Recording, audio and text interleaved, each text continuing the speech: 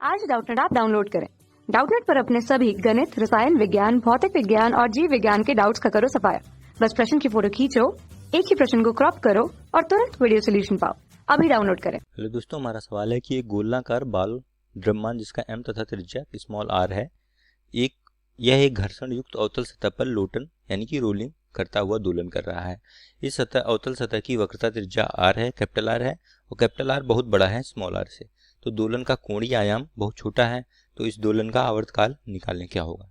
ठीक है। तो मान लिया हमने एक अवतल सतह है जिस पर एक गोला है जिसकी त्रिज्या और द्रव्यमान क्रमशः m तथा r है, मतलब त्रिज्या r है, द्रव्यमान हमारा m है, और ये इस पे क्या कर रहा है, रोलिंग कर रहा है यानी लोटिंग गति कर रहा है। ठीक है। तो इसकी और हमें वक्रता त्रिज्या कितनी है, इसकी सतह की कैपिटल R है, ये है हमारी वक्रता त्रिज्या, और इसकी त्रिज्या स्मॉल r है। ठीक है। तो इस पे क्या लगेगा, यहाँ पे अगर ये दोलन कर रहा है यहाँ पे और रोलिंग भी कर रहा है, तो यहाँ पे आप देखेंगे कि नीचे की तरह इस पे क्या करेगा, एक इसका m की वजह से द्रव्यमान इसकी वजह से इसके भार लगेगा mg। और अगर मान लें ये यहाँ से थीटा कोण बना रहा है, तो अगर इसका घटक निकालें तो एक घटक इधर आएगा, ये भी थीटा होगा, तो ये वाला घटक आपका mg cos थीटा आ जाएगा, और इधर जो हमारा घटक आएगा वो क्या आ गया, mg sin थीटा। ठीक है। तो यहाँ से अगर आप लोग इस बिंदु के अबाउट जो p है, ठीक है, यहाँ से अगर p के अबाउट p के बिंदु p पे हम लोग अगर आघूर्ण निकालें तो क्या होगा, देखिए जहाँ पे हमारा स्पर्श कर रहा है तो स्पर्श बिंदु, ठीक है, स्पर्श बिंदु P पर, ठीक है, स्पर्श बिंदु P पर आघूर्ण। ठीक है।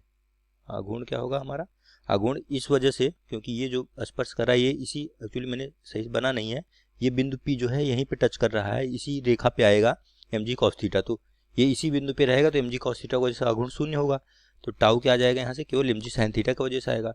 mg हम जानते हैं क्या होता है, हमारा f गुणे r होता है टाउ बराबर, ठीक है, आपने पढ़ा है टाउ बराबर f गुणे r होता है। तो यहाँ से क्या जाएगा आपका, पहले f लिख देता हूँ, f गुणे r, तो यहाँ से f क्या है हमारा mg sin थीटा, और डिस्टेंस कितनी है, दूरी कितनी है, स्मॉल r है, तो ये जाएगी स्मॉल r। ठीक है। अब यहाँ पे हम अगर निकालें तो हम जानते हैं चूंकि, ठीक है, ये खोखला गोला नहीं है, ये गोलाकार बेलन है, मतलब पूरा भरा हुआ है। ठीक है। तो गोले पे जो इसका द्रव्यमान केंद्र है, ठीक है, उसके अबाउट जो जड़त्व आघूर्ण होता है क्या होता है, हम जानते हैं कि गोले के लिए, ठोस गोले के लिए, चाहे लिख लीजिए ठोस गोले के लिए, ठीक है, ठोस गोले के लिए जड़त्व आघूर्ण के लिए जड़त्व आघूर्ण आई, उसके द्रव्यमान केंद्र के अबाउट आई cm जिसे हम लिखते हैं सेंटर ऑफ मास, वो क्या होता है 2/5 mr स्क्वायर होता है। ठीक है। तो स्पर्श बिंदु के अबाउट क्या होगा, तो p के सापेक्ष क्या होगा हमारा, यहाँ से निकालेंगे तो आपको अब मिलेगा I, अगर P लिख दें तो आप लोग क्या लगाएंगे, समांतर अक्ष के प्रमेय से क्या होगा हमारा 2/ICM प्लस, ये हो जाएगा ICM प्लस MR स्क्वायर। ठीक है, ये हो जाएगा 2/5 MR स्क्वायर प्लस M, दूरी कितनी है स्मॉल r, तो MR स्क्वायर आ जाएगा। ठीक है। तो आ जाएगा 5 2 7/5 IP, अगर लिखूँ मैं ये हो जाएगा 5 2 7/5 MR स्क्वायर। ठीक है, 7/5 MR स्क्वायर आ गया। ठीक है। ठीक है, ये आ गया हमारा 7/5 MR स्क्वायर IP। तो हम जानते हैं I बराबर T बराबर क्या होता है, I अल्फा। ठीक है, टाउ या टॉर्क जो होता है जिसे आघूर्ण बोलते हैं हम लोग, क्या होता है वो आघूर्ण, यानी कि टाउ बराबर होता है I अल्फा। ठीक है। तो यहाँ पे आप क्या मिल जाएगा, आपका इस बिंदु P के अबाउट अल्फा क्या हो जाएगा, आपका कोणीय त्वरण क्या आ जाएगा, अल्फा बराबर टाउ बटा I। ठीक है, आई पी के अबाउट, और टाउ कितना हमारा है, टाउ समीकरण इसे चाहे एक लिख दीजिए, ये आप टाउ निकाल चुके हैं, टाउ बराबर है mg sin थीटा r है। ठीक है। तो ये हो जाएगा आपका mg sin थीटा गुणे r बटे आई हमारा 7/5 MR स्क्वायर, एक r से एक r कटेगा, m से m कट जाएगा, ये बचेगा हमारा 5g sin थीटा बटे 7r। ठीक है, ये अल्फा हो गया। अब अल्फा हमें ये मिल गया हमारा इसके अबाउट। ठीक है, यहाँ से, तो अगर आप यहाँ से रेखीय त्वरण निकालना चाहें तो हम जानते हैं कि रेखीय त्वरण क्या होता है हमारा, उस P के अबाउट। ठीक है, बिंदु P पे निकाल रहे हैं, अगर रेखीय त्वरण निकाले हम लोग, रेखीय त्वरण, ठीक है, P पर,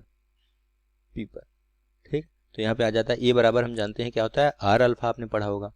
आर क्या होगा, आर हमारा यहाँ से इसकी दूरी है। ठीक, अभी हम केवल सारी बातें गोले के लिए कर रहे हैं, अभी हम दोलन की बात नहीं, अभी ये जो हमारा इस पथ पर गति कर रहा है इसे, ठीक है, रोल कर रहा है, उसकी सारी बातें निकालने, उस वजह से ये सारा त्वरण और रेखीय त्वरण और हमारा कोणीय त्वरण आ रहा है। ठीक है, आर अल्फा हो जाएगा, इसलिए हम त्रिज्या केवल आर ले रहे हैं। आर अल्फा हो जाएगा, अल्फा का मान आपने निकाल रखा है 5g साइन थीटा बटा 7r।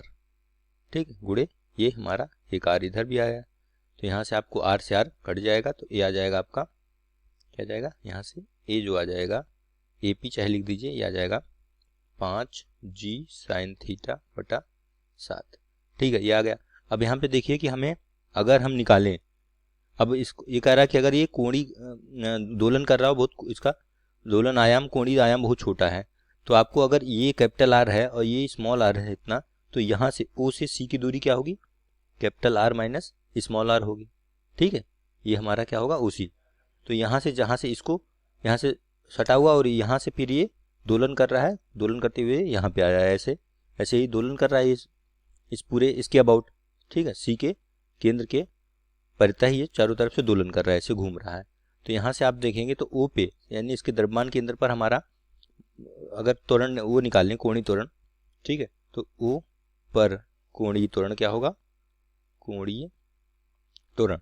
ठीक है, क्योंकि वो अपने द्रव्यमान केंद्र के परितः क्या है, उसके आप सापेक्ष जो है वो क्या कर रहा है, हमारा दोलन कर रहा है, तो इसलिए हमें ऊपर ओ के सापेक्ष निकालना पड़ेगा कोणीय त्वरण। ठीक है, तो यानी कि अल्फा मान लेते हैं, इसे अल्फा ओ मान लेते हैं। ठीक, ओ के सापेक्ष है, तो यहाँ से ओ बराबर क्या हो जाएगा, जैसे आपने अल्फा बराबर ए बराबर आर अल्फा लिखा था, तो ये हो जाएगा ए बटा, अब दूरी इस समय कितनी है ओ के अबाउट।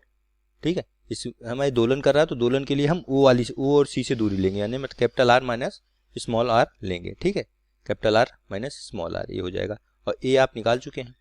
ठीक है, तो ए आ जाएगा आपका, यहाँ से इसको मान रखेंगे तो आपका आ जाएगा 5g साइन थीटा बटे 7 capital R minus small r. ठीक है, अब हमसे कह रहा है कि कोणीय आयाम बहुत छोटा है, चूंकि हम जानते हैं कोणीय आयाम बहुत छोटा है, तो इसलिए साइन थीटा जो है थीटा के बराबर आ जाएगा। तो यहाँ से आपको अल्फा क्या मिल जाएगा, अल्फा 0 मिल जाएगा 5g बटा 7r minus are into theta. ठीक है, इसको एक ब्रैकेट में चाहे कर लीजिए। तो देखिए कि यहाँ पे हमारा जो कोणीय त्वरण है वो किसका है, विस्थापन के, या विस्थापन जो हमारा कोणीय त्वरण के अनुक्रमानुपाती है। ठीक है, इसका मतलब हमारा सरल आवर्तगत कर रहा है, ये आपने पढ़ा होगा कि अगर विस्थापन आपका यानी थीटा, क्योंकि ये थीटा ही विस्थापित हो रहा है, यहाँ से हमने माना है कि यहाँ से यहाँ आ गया जो थीटा विस्थापित हो गया, तो आपने अगर पढ़ा होगा तो क्या पढ़ा होगा, आवर्तकाल टी बराबर पढ़ा है 2 पाई अंडर रूट विस्थापन बटा त्वरण। ठीक है, विस्थापन बटा त्वरण। ठीक है, ये पढ़ा है। यहाँ पे विस्थापन कितना हो रहा, थीटा है, यानी कि जगह 2 पाई अंडर रूट थीटा बटा अल्फा शून्य। ठीक, तो अल्फा थीटा बटा अल्फा निकालोगे तो ये उल्टा मान आ जाएगा जो आपने लिखा है। यहाँ से आपको टी बराबर मिल जाएगा 2 पाई अंडर रूट में 7 आर माइनस आर बटे 5g।